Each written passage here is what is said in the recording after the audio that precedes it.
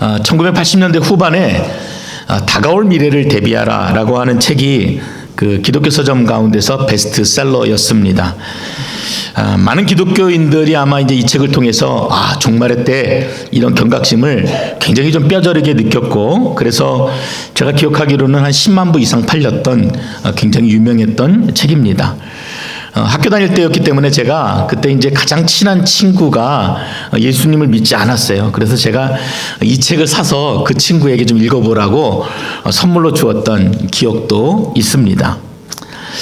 근데 이 책은 당시 종말론 2단으로 세상을 떠들썩하게 했던 다미 선교회라고 하는 그곳의 이장님 목사가 지은 책입니다.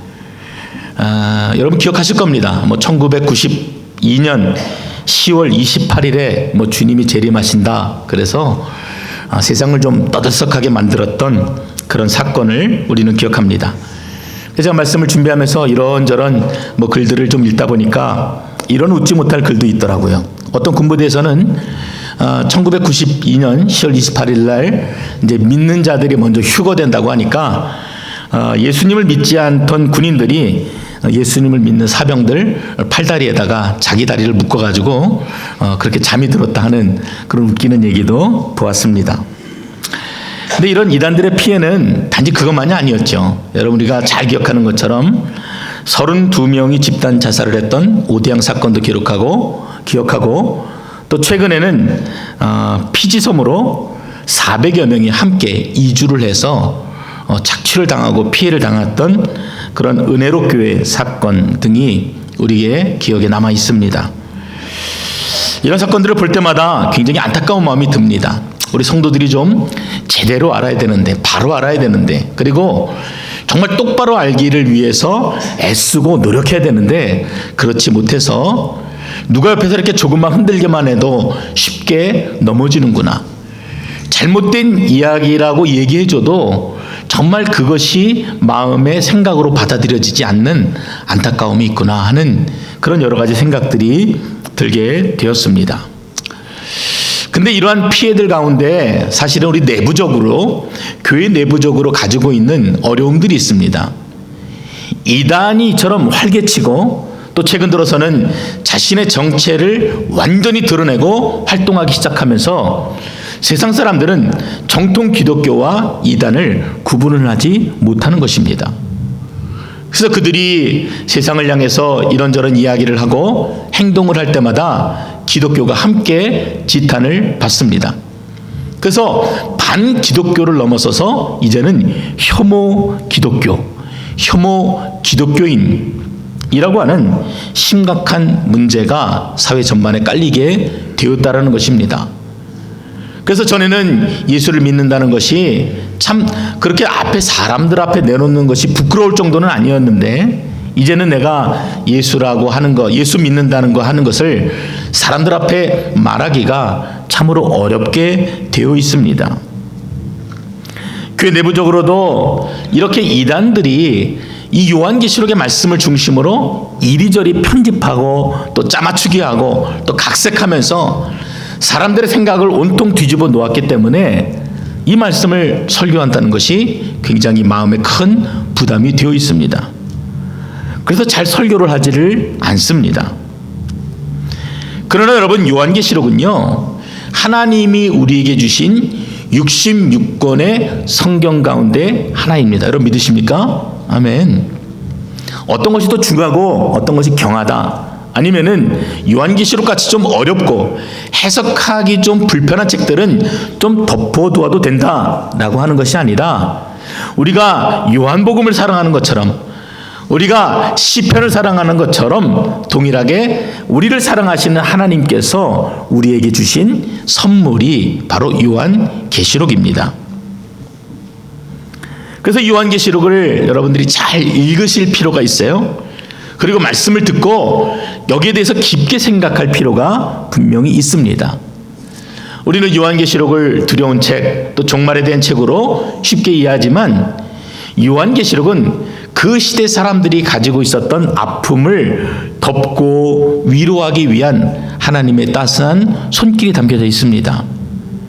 그리고 지금처럼 어디가 진실인지를 몰라 방황하는 사람들에게 이 길이 참된 길이다, 너희들이 앞으로 가야 될 길은 이 길이다 하고 이정표와 같이 보여주는 책이 바로 요한계시록이기 때문입니다. 물론 이제 제 개인적으로도 이 요한계시록을 처음부터 끝까지 강의하겠다고 마음을 먹고 또 그러고 나서 마음에 굉장히 부담이 있었던 것은 사실입니다. 그러나 제가 작년부터 이 요한계시록을 강의하기로 결정하고 또 위원장님들과 함께 그 말씀을 나누고 그리고 이제 이것들을 준비하는 과정 속에서 제 마음에 들었던 생각은 이것들이 목회자 본인에게 있어서도 피할 수 있는 문제가 아니라 당당하게 앞에 나서서 성도들과 함께 이 말씀을 나누고 이 진리의 말씀 가운데 있는 참으로 귀한 그 생명의 능력들을 경험해야 되겠다라는 간절한 소원으로 제 마음이 바뀌게 되었습니다. 그래서 말씀을 준비하는 동안에 제 마음이 막 기대가 넘치는 거예요. 막 여러분과 함께 이 말씀을 나누고 싶은 막 욕심이 생기기 시작했습니다. 이런 말씀들을 나눌 때 우리가 어떻게 위로를 받을까 하는 기대도 제 안에 생기게 되었습니다. 물론 이 말씀이 많은 비유로 되어 있기 때문에 어려운 것이 사실이에요. 그래서 제가 이 말씀을 준비할 때 여러 가지 참고되는 설교집들을 함께 보았습니다. 여러 가지 주석들과 더불어서 이찬수 목사님, 또 한옥 목사님, 그리고 이동훈 목사님의 글들을 제가 참고하게 될 텐데 그 글들 중에서 아마 여러분들에게 쉽게 그리고 이렇게 좀 여러분들에게 잘 전달되기를 좋겠다 하는 글들이 있으면은 그런 글들도 여러분들에게 소개해 드릴 예정입니다. 그래서 요한계시록 그 생명의 말씀을 여러분들과 함께 나누면서 믿음의 한 형제인 저와 여러분이 그 말씀으로 인해서 함께 은혜 받고 또 함께 그 길을 찾아 나가고 그리고 그 마지막 때를 힘있게 살아나가는 귀한 능력을 덧입기를 바라는 것입니다. 이 요한계시록은요, 어떠한 관점으로 바라보느냐에 따라서 그 해석이 달라지게 됩니다. 이 책은요 종말에 대한 책입니다 라고 종말에 대한 관점으로 바라보는 사람들과 이 책은요 오늘 우리에게 주시는 하나님의 위로의 책입니다 라고 그 관점으로 성경을 바라보는 자하고는요 그 해석이 달라지게 돼 있어요. 일반적으로 이 요한계시록에는요 그 4가지 해석법이 있습니다. 첫 번째는 과거적 해석법입니다. 이것은 요한계시록에 기록된 이 모든 내용들이 이미 지나간 시간 속에서 일어났던 일들이다. 그래서 이미 그 일들은 다 종결되어진 사건이다. 이렇게 제한적으로 성경을 바라보고 해석하는 것입니다. 물론 이렇게 해석하면은 철저하게 당시 독자 1세기 그리스도인들의 입장에서 본문을 아주 가깝게 이해하게 된다는 면에서는 장점이 됩니다. 그러나 계시 문학이 가지고 있는 특징이 있지요. 앞으로 내게 일어날 일들, 다가올 일들, 마지막 시대에 대한 예언으로서의 해석이 배제된다는 데 대해서는 단점도 있는 것입니다. 두 번째는 미래적 해석입니다. 이 과거적 해석과는 정반대 입장을 가집니다. 그래서 요한계시록이 어떤 책이냐? 요한계시록은 이 지구의 종말을 말하는 마지막 때에 대한 예언적 말씀이다. 그렇게 성경을 읽고 해석해야 된다라고 보는 관점입니다.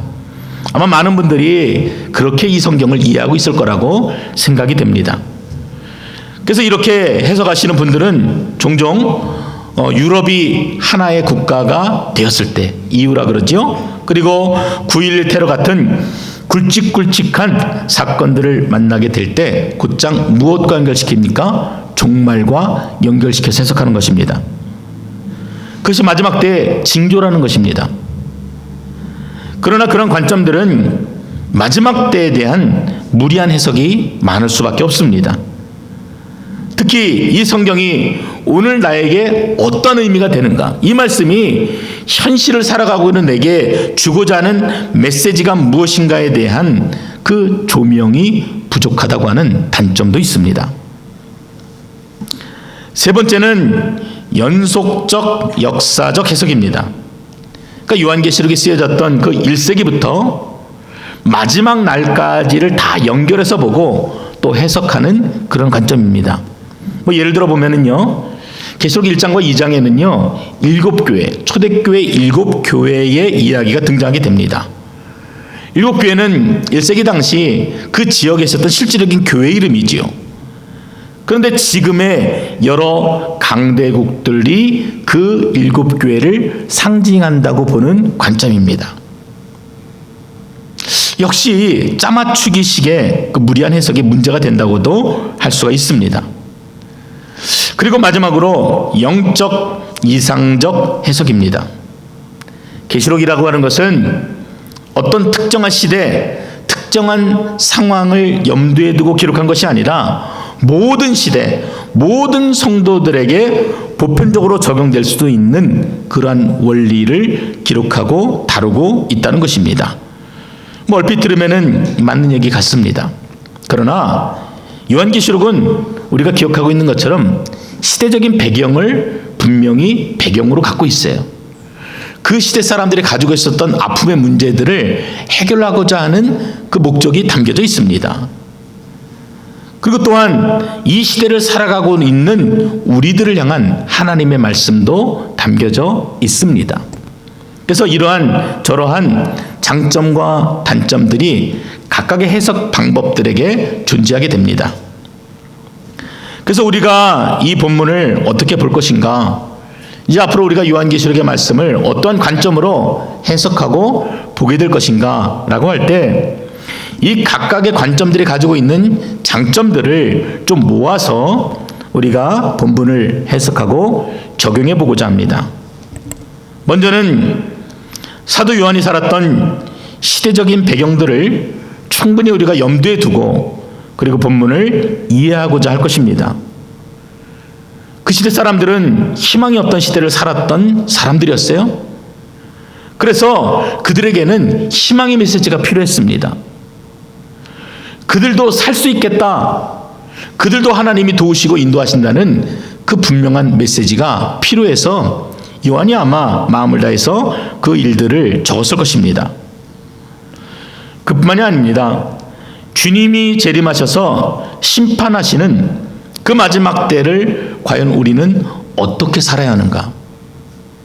진리가 사라진 이 시대를 과연 우리는 무엇으로 진리로 가지고 살아갈 수 있는가 하는 그 중심의 메시지도 잃지 않고 우리가 본문을 바라볼 것입니다.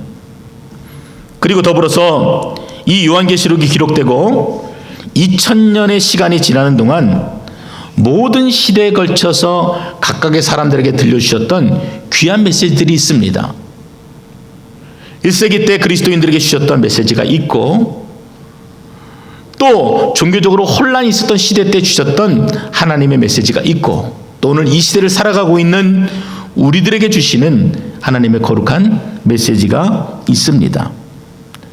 그래서 우리는 이 마지막 때에 대한 기록, 이런 호기심을 넘어서서 과연 이 말씀이 오늘 내게 무슨 메시지를 전해주시는지, 과연 하나님이 나로 하여금 어떻게 살게 하시는지 그 귀한 생명의 음성을 듣고자 하는 것입니다.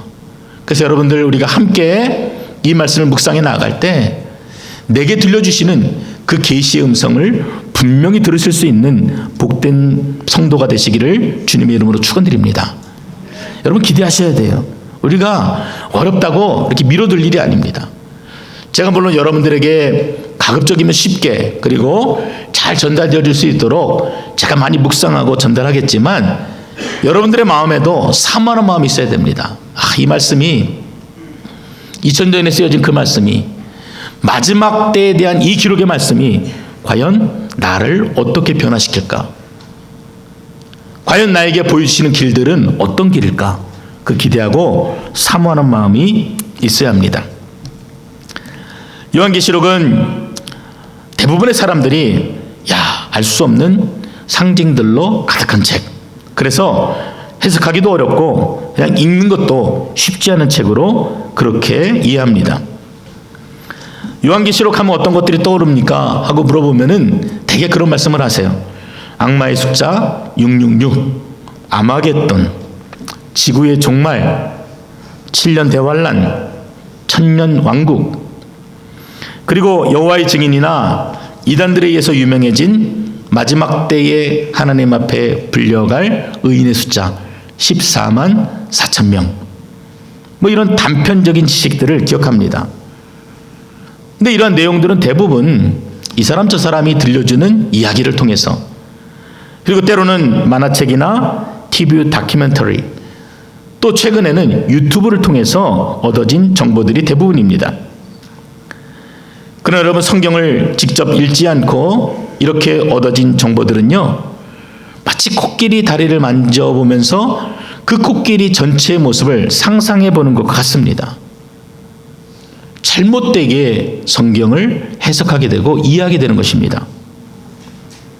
그러나 오늘 우리가 읽게 된 이 요한계시록은요, 그 목적과 의미를 서두부터 분명하게 밝히고 있습니다. 1장 1절의 말씀에 보면은 이 요한계시록은 어떤 책인지, 그리고 무슨 목적으로 기록되었는지를 가장 잘 드러낸다고 할 수 있습니다. 예수 그리스도의 계시라. 이는 하나님이 그에게 주사 반드시 속히 일어날 일들을 그 종들에게 보이시려고 그의 천사를 그 종 요한에게 보내어 알게 하신 것이라. 여러분, 이렇게 1절만 읽어도 이 책이 어떤 책인지 마음으로 느껴집니다. 가장 먼저 무엇이라 그럽니까? 이 책은 사도 요한의 계시, 이렇게 말하지 않지요. 예수 그리스도의 계시, 이렇게 시작합니다. 이 예수 그리스도의 계시, 이렇게 시작하는 이 단어는요, 두 가지 의미가 함께 담겨져 있습니다. 먼저는 이제까지 감추어졌던 일들을 드러내셔서 알게 하시겠다는 그 예수님의 의지가 담긴 책이라고 하는 의미가 있습니다. 감추어졌어요. 근데 그것을 이제는 예수 그리스도를 통해서 밝히 보이시고 나타내시겠다라고 하는 의미입니다. 또 하나의 의미는 예수 그리스도에 관한 계시라고 하는 의미입니다. 그분이 이 땅에 오신 목적이 있지요. 그리고 그 목적을 분명하게 드러내시고, 뿐만 아니라 그분이 다시 오실 심판자라는 사실을 드러내고 밝히고 있는 책이 바로 요한계시록이라는 것입니다. 여러분, 그런데 이 두 가지 내용들을 종합해 보면은 공통점이 있습니다. 성경 66권이 모두 다 예수 그리스도를 향해서 그 중심을 맞추고 있는 것처럼 요한계시록도 예수 그리스도를 그 중심 메시지로 하고 있다는 것입니다. 이 책이 쓰여진 목적은 당시 시대적인 배경을 살펴보면 쉽게 이해할 수 있습니다. 요한계시록은 계시문학, 그리고 묵시록, 이렇게 말하지요. 예언의 말씀, 앞으로 일어날 일, 미래에 일어날 심판의 메시지, 그렇게 우리가 이해하지만 1차적인 대상은요, 그 1세기 그리스도인들입니다. 굉장히 어렵고 힘들게 살았던 그리스도인들, 고통과 핍박을 당해서 절망 가운데 살아갈 수밖에 없었던 그 사람들에게 전해준 편지가 요한계시록입니다. 그러니 여러분, 그러한 자들에게 전해주는 편지가 어떠한 메시지를 담고 있어야 된다고 생각하십니까? 야, 끝이야. 절망이야. 더 이상 희망은 없어. 심판의 칼날이 너의 목 앞에 왔다.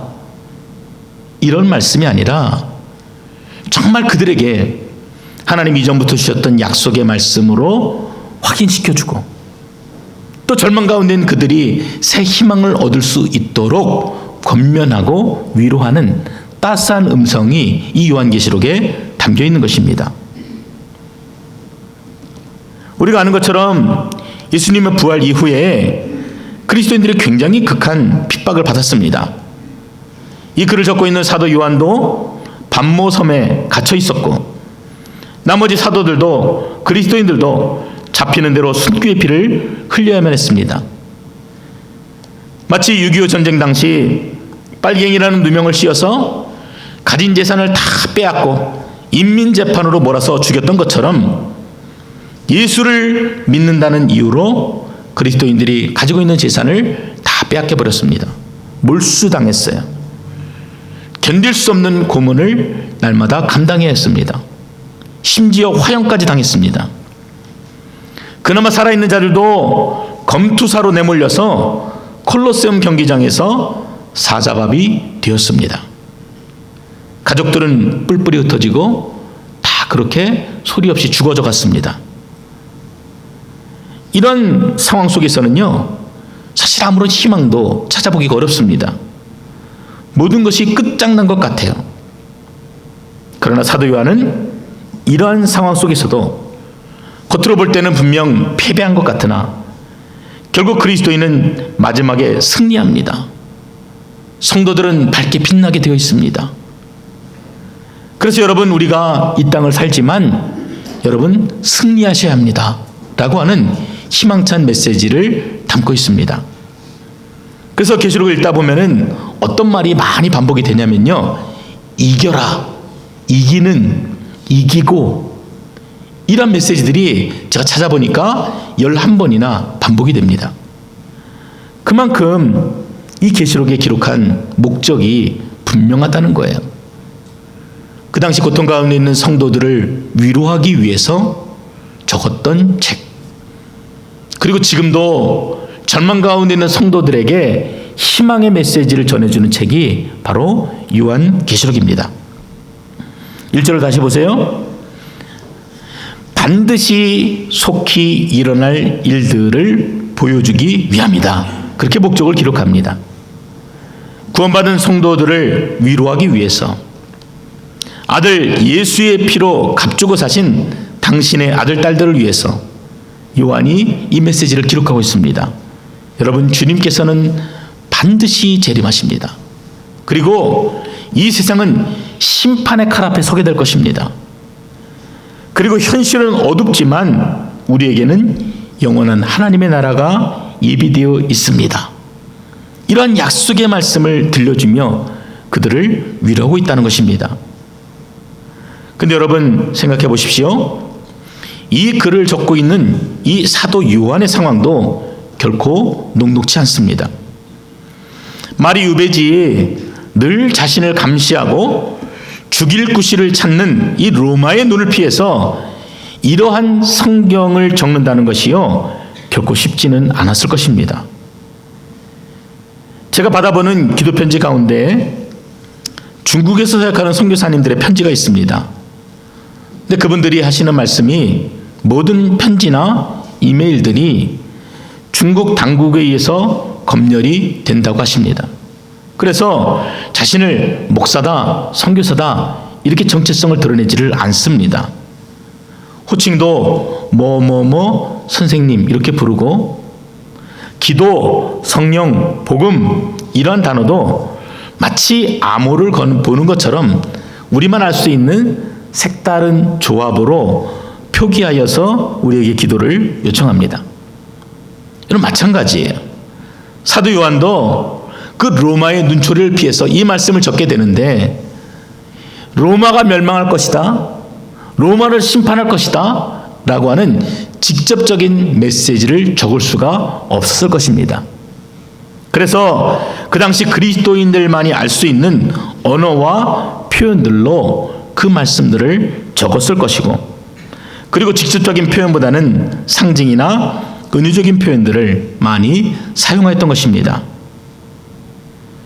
그 내용은 여러분에게 이미 말씀드렸던 것처럼 위로의 메시지입니다.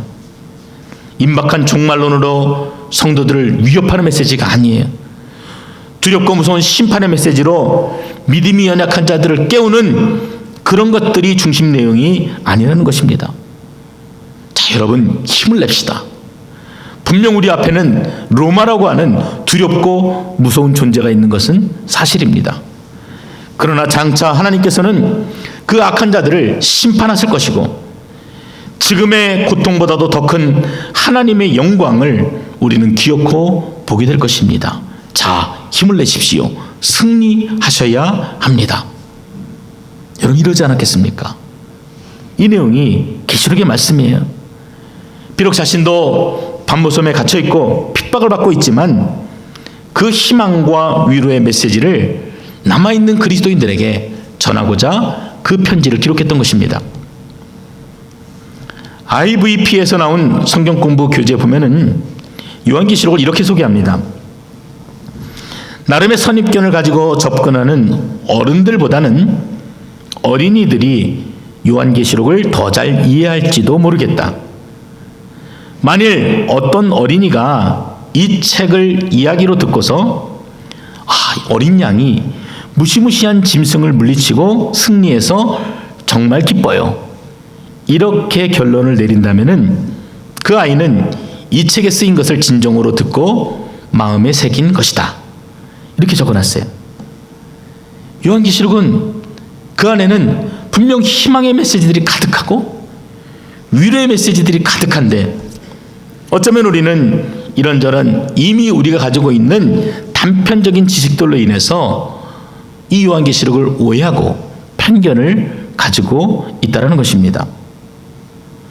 그래서 이제까지 요한계시록을 잘 보려고 하지도 않고 또 그 말씀이 어떠한 위로의 말씀인가를 알려고 하지 못했다라고 하는 반성도 함께하게 됩니다.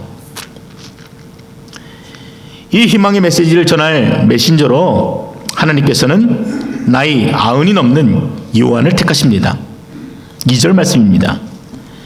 요한은 하나님의 말씀과 예수 그리스도의 증거 곧 자기가 본 것을 다 증언하였느니라. 하나님께서 당신의 메시지를 요한에게 들려주십니다. 본문의 표현대로 한다면 보여주셨습니다. 마치 완벽한 그림을 보는 것처럼 생생하게 보여주셨을 것입니다.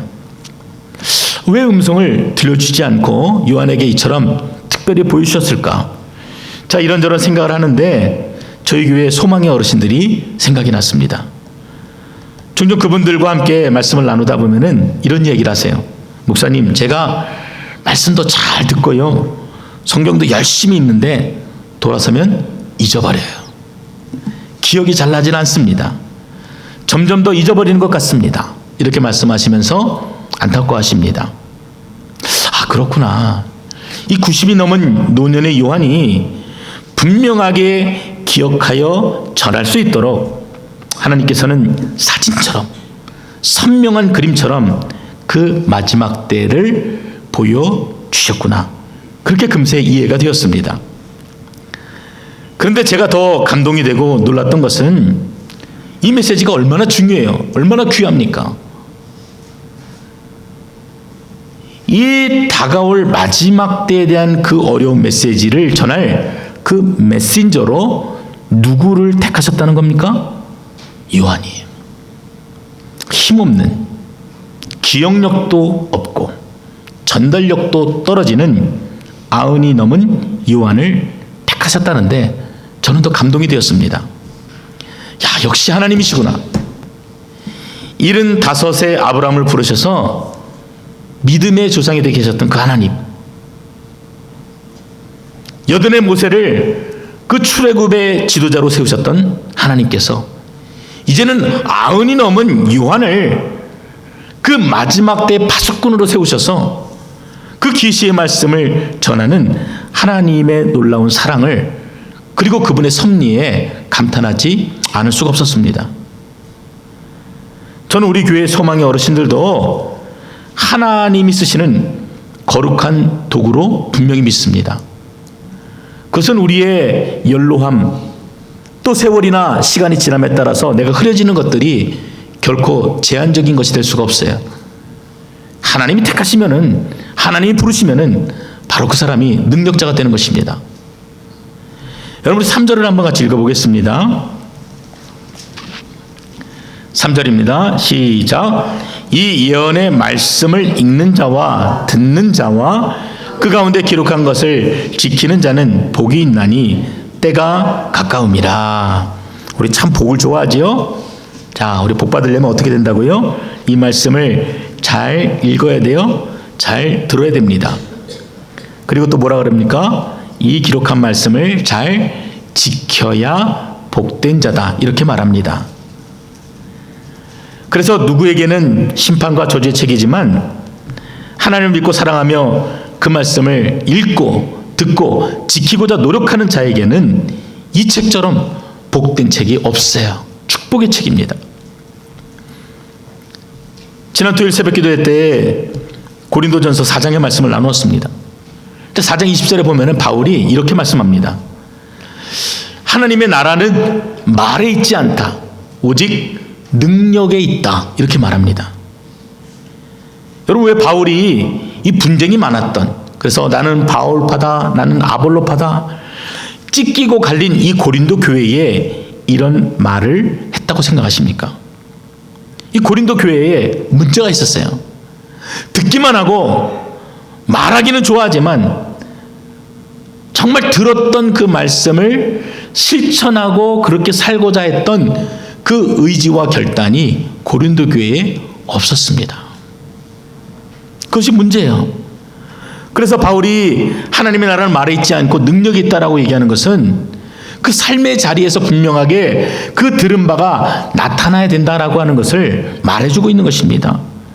정말 하나님의 능력이 너희들의 삶을 바꾸는 흔적이 있느냐? 너희가 바울을 통해서 메시지를 들었다면은 그 들은 메시지가 너희 삶의 자리에 분명하게 나타나느냐? 너희가 아볼로를 통해서 생명의 말씀을 들었다면은, 그래서 너 마음이 깨닫게 되었다면은 그렇게 살려고 하는 삶의 열매들이 너의 삶의 자리에 있느냐? 그것을 지적하고 있는 것입니다. 고린도 교인들 가운데 정말 그런 마음이 있었어요. 남을 비판하기를 좋아했어요. 판단하기를 좋아했습니다. 나는 이만큼 배웠고 당신은 이만큼 열등하다 하는 우월감과 교만함들이 그들 가운데 있었습니다. 마치 오늘날의 교회를 보는 것처럼 똑같은 모습들이 2000년 전 고린도 교회 가운데 있었어요. 여러분, 무엇이 문제입니까? 교회를 나누었다, 성도들이 두 갈래가 되었다 라고 하는 표면적인 문제 이면에는 그들이 근본적으로 가지고 있었던 교만의 문제, 말씀을 듣는 거 좋아하고 은혜 받는 거 좋아하지만 결국 삶으로 그 말씀을 실천하지 않았던 심각한 문제들이 그 중심에 있었던 것입니다. 그래서 바울이 그 말씀을 전하고 있었던 것이에요. 여러분, 그렇다면 오늘 요한계시록을 시작하는 우리들에게 중요한 것은 무엇입니까? 내가 요한계시록 이제 시작했다, 그리고 끝날 때까지 내가 30개 다 들을 거야. 저에게도 그 어려운 이 계시록의 말씀을 강의했다. 여러분, 그것이 우리의 목적과 목표가 될 수가 없다라는 것입니다. 오늘 우리가 나눈 이 생명의 말씀을 내가 듣게 되었는데, 그래서 이 말씀이 내 가슴에 떨어졌는데, 그렇다면은 내가 이 말씀을 붙들고 어떻게 한 주를 살아갈까 고민하고 실천하는 결단이 바로 우리에게 필요합니다.